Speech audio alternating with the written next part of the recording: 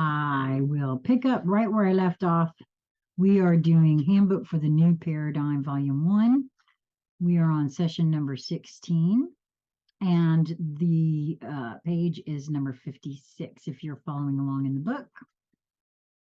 And it begins. The time, I want to also say today is Tuesday, August the 15th, 2023. I don't know why, but I always like to date my videos. Okay, so not that it matters, I'm being told, because when you find it will be the perfect time for you. And just because you find it now, because I found this book a while ago, but I wasn't drawn to read it. It's only now that I've been drawn to read it. So just because something comes in your field once does not mean you won't revisit it.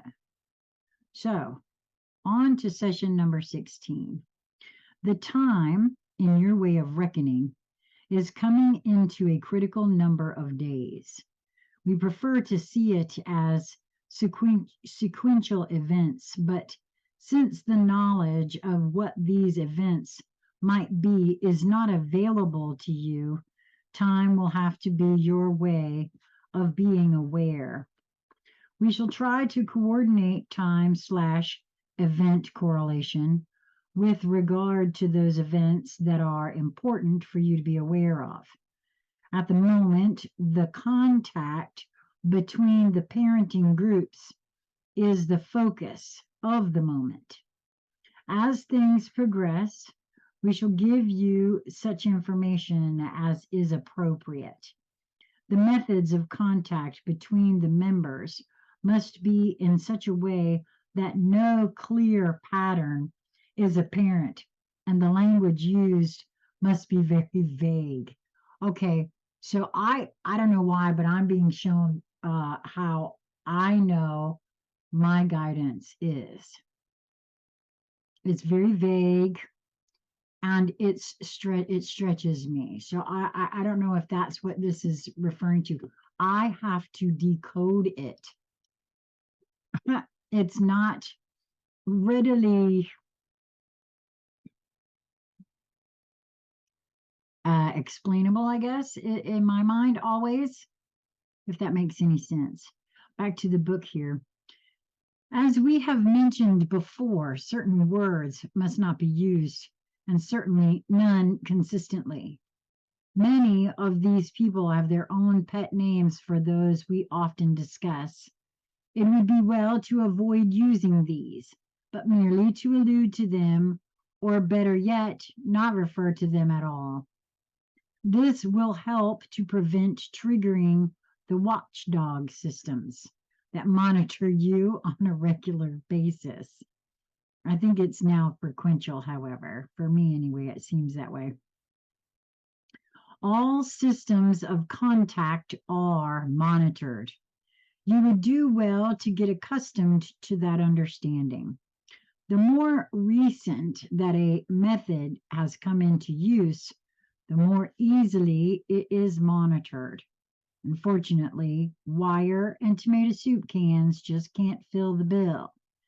So it is with thought and caution that you must use your communication devices. The dilemma of face-to-face meetings is that if you meet in a public way, you will be noticed. And if you begin to meet in a clandestine way, you will be noticed. This begins to sound like one of your spy movies, but things are as they are. At this point, of course, there is no problem, but as there begins to be meetings among those of you who are apt members of this project, 2 and 2 will begin to make sense to them. The quote ball must be passed onward and outward with little return contact regarding the project in a repetitious fashion. Wow, I see this unfolding in ways that none of us are actually even aware. That I've spoken to that before, that my guidance is by by moving towards that which brings me joy and concentrating on healing myself, that in and of itself is part of my mission. The most important part, actually, and it ripples outward, just very much like they're speaking here. And who knows what all else it does, right? No one person or group of persons is to shepherd the project. Well, that sounds like a good idea. All future meetings for business or personal reasons must purposefully exclude any reference whatever to this project. Phone calls, etc., must not be for the purpose of comparing notes. At a certain time, the appropriate group shall come together for one meeting in which the ideas for this future experience of mankind shall be blended together. A simple statement of purpose will arrive at identifying the new genre of experience as the focus of this project. This is the time that the choices of to whom the baton is passed must be carefully contemplated by each person and small group. Then each is to make their contact and the purpose explained in a face-to-face situation where it will be most difficult to be intercepted. Choosing within spur of the moment decisions of appropriate places is best. Your private offices are probably the worst. As I have pointed out before, you are considered entities with special talents and so are of special interest to them. Do not underestimate your stature in their eyes. This goes out to every single one who actually finds their way to this recording. Know that. And that's me, not the book. We know of no other way to remind you of these parameters without setting the stage like a cloak and dagger move. Yet, as this is but indeed a play upon one small stage of creation, perhaps that is not at all inappropriate. So play your parts well. Just remember that your timing might not be as perfect as is Bruce Willis in the movies. This will come as perhaps a little late. This will come as perhaps a little late, since the first of the meetings will have already happened. But that which is focused into this message has already been made known to each of the contacts through other levels of knowing within unconscious awareness. It shall be known to set this parameter. Other levels of your awareness are being instructed in this process as well as in this way. Now, I want to pause here to say, too, in regards to all of this, this is 2018. This was as all channelings come through experiential filters, and this one came through in the year, or was published in 2018. So I'm not quite sure of what was going on when all of this was happening, right? And I see this as already having been, in some ways, resolved or moved into a different direction, at least some of. For me, it's just a feeling. Back to the book. We are pushing you, but once the process has begun, it shall move more quickly than you imagine, for the pressure builds. The understanding of the hell that is planned for each and every human spirit shall cause the focus of a new paradigm to reveal to each contact at a spiritual level to a profound degree. A desire to participate and to help with the solution to the primary dilemma will be like letting go of a long held breath within the spirit of each. An overwhelming gratefulness shall bring forth the action necessary, for it said, quote, God loves a grateful heart, end quote. This is true, and much can be accomplished through this emotion. It causes an uplifting of the spirit. Certainly, those of you who have been in service through the spreading of the truth to your fellow human beings can use an uplifting. Yes, I'm sure. As the acceptance of the future planned for this planet has come into your understanding, the failure of the people to grasp this and their refusal to believe its existence has caused you to face many a discouraging hour. But you have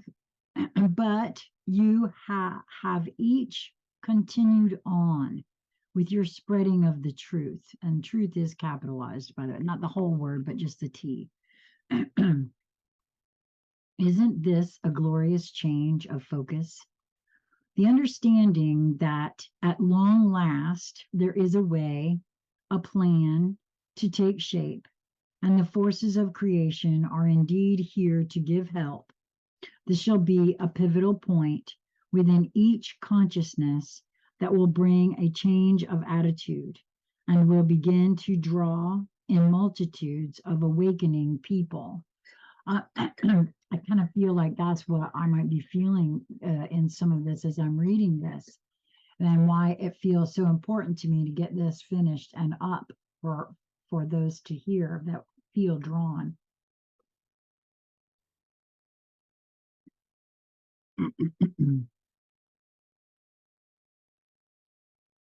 Creation, the understanding that at long last there is a way, a plan to take shape, and the forces of creation are indeed here to give help.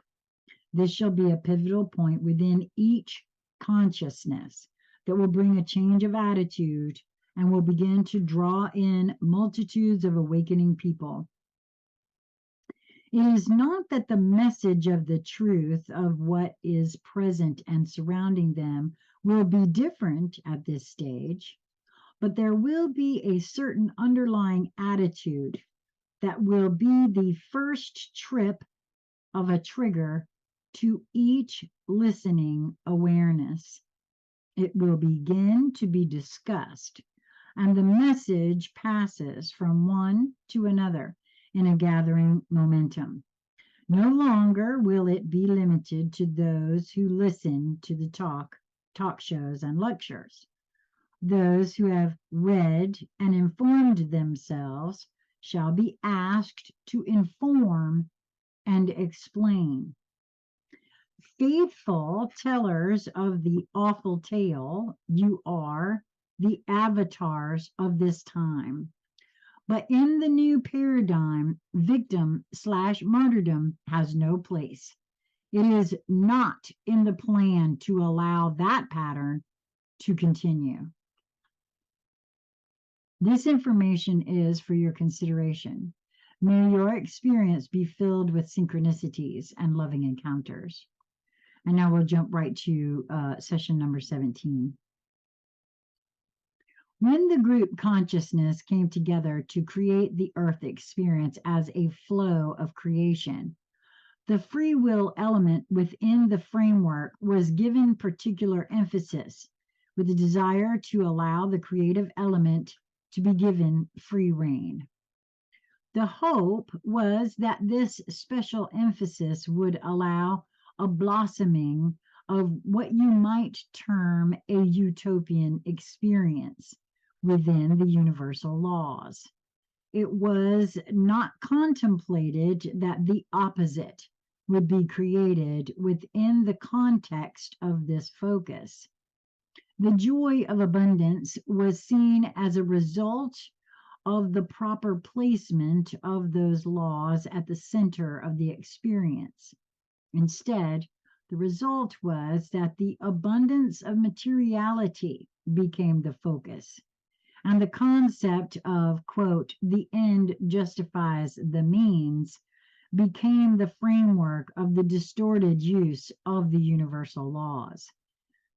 If the distorted version of the laws that indeed govern this existence in this universe of projected thought is all that are known, then how do you create your way through this experience into a new paradigm, which is in harmony with the totality of all that does exist in balance? This is the crux of the dilemma. If the earthly focus were created within a group focus, it would seem that a return to that beginning point would be the place to move forward.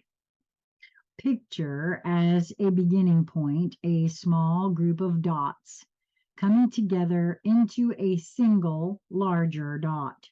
Then this dot expanding outward into a bubble with a focus point in the middle.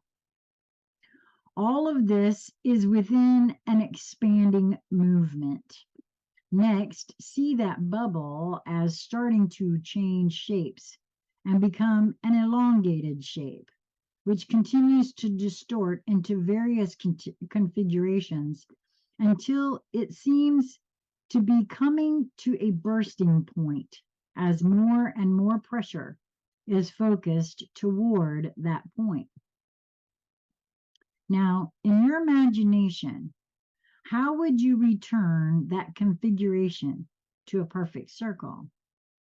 Think back to the way the circle was created in the first place and repeat the process. Isn't that what we have been recommending?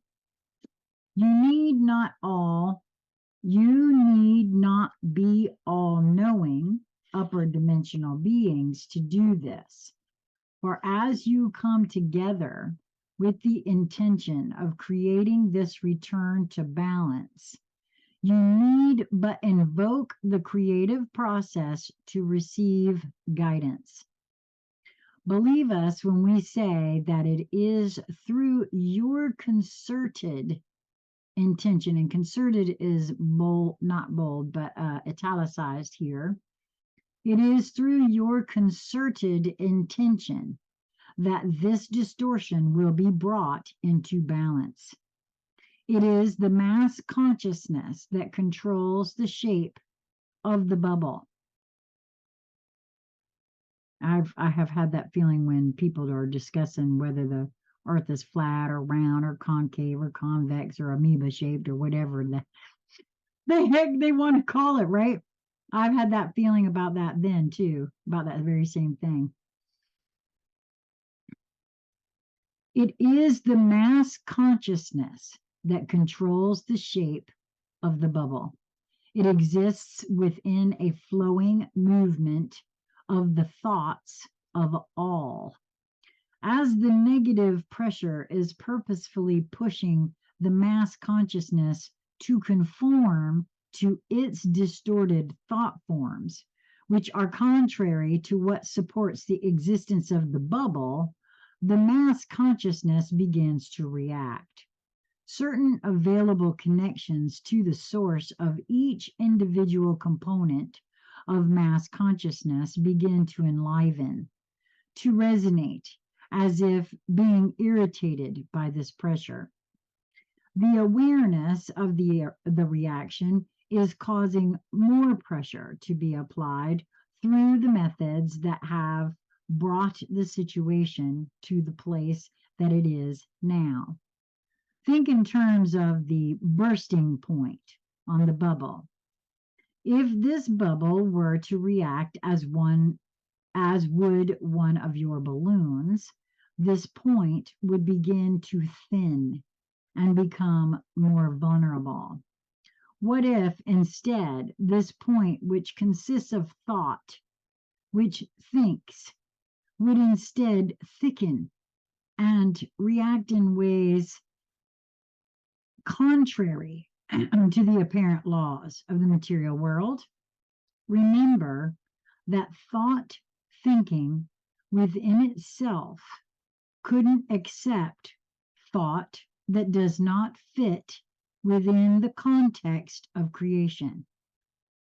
Thought contrary to creation is directional only by focus in what you might think of as requiring great effort. It cannot be released to complete the creation on its own. Thus, this process requires that every contingency must be considered and contained within the plan or added to the plan, which would then in turn affect the whole of the plan. Do you think this is possible when compared to the realm of thought that can think within itself and know every contingency in less than a blink of an eye?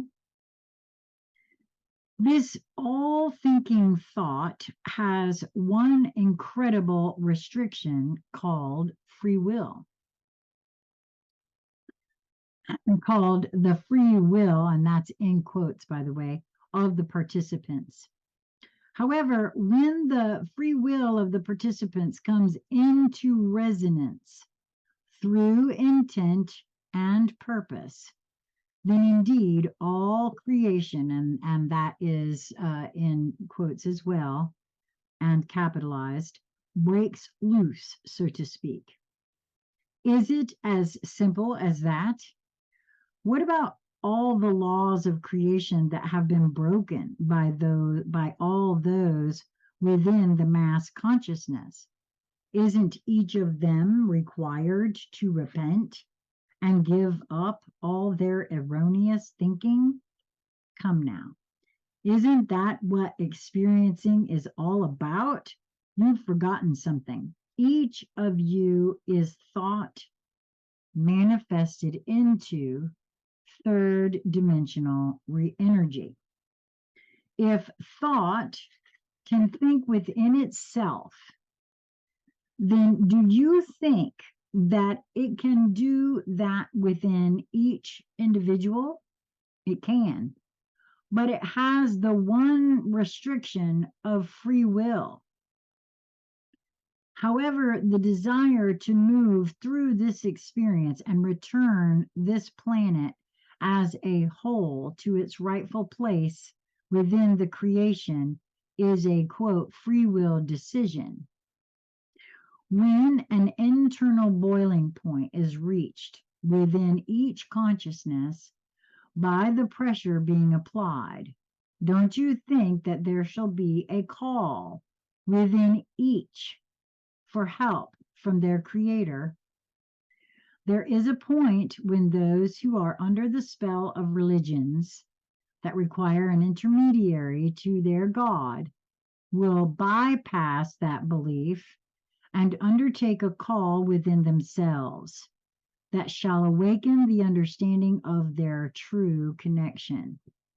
When that reaches a critical level, then that shall join in the new point of focus being formed at the center of the real circle or bubble of existence, which within creation has always existed. It is a matter of identifying with the real bubble and not the one that is this play on the stage of the mass consciousness. If that is the case, then why the big deal? Because the play is reality for the mass consciousness, and in their free will, it is real, and the continued existence of these soul extensions is in danger of extreme damage, with reaction that cannot be explained in third dimensional terms. It is a matter of the realization by enough of these extensions that another reality is within their ability to identify and claim. Perhaps your greeting should be, "Welcome to the winning side. Let us identify and claim." And that's the end of session number 17. We will begin with number 18 on page 61 if you are following along in the book momentarily. And so until we meet again, I hope that you will move towards that which brings you joy in each moment that presents itself to you. I'm convinced thereby one finds their purpose. Till next time, my friends, be well.